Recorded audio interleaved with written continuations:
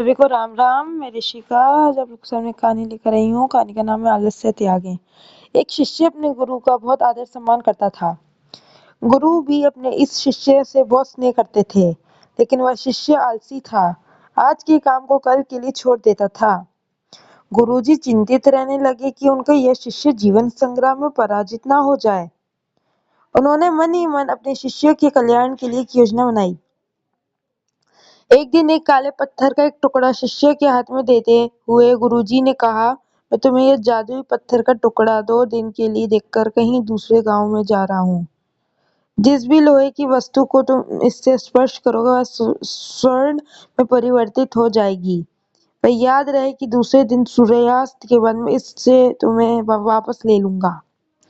शिष्य इस सुअवसर को पाकर बड़ा प्रसन्न हुआ, लेकिन आलसी होने के कारण उसने अपना पहला दिन यह कल्पना करते हुए बता दिया कि जब उसके पास बहुत सारा स्वर्ण होगा तब वह कितना प्रसन्न सुखी रहेगा।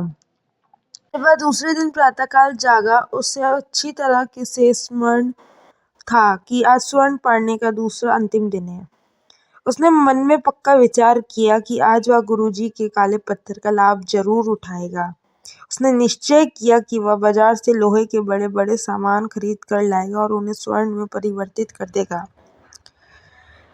उसने सोचा कि अब तो दोपहर का भोजन करने के बाद ही सामान लेने निकलूंगा। भोजन करने के बाद उसे विश्राम करने की आदत थी। वह थोड़ी देर आराम करने लग गया। आलस्य से परिपूर्ण उसका शरीर नींद की गहराइयों में खो गया। जब वह उठा तो सूर्यास्त होने को था।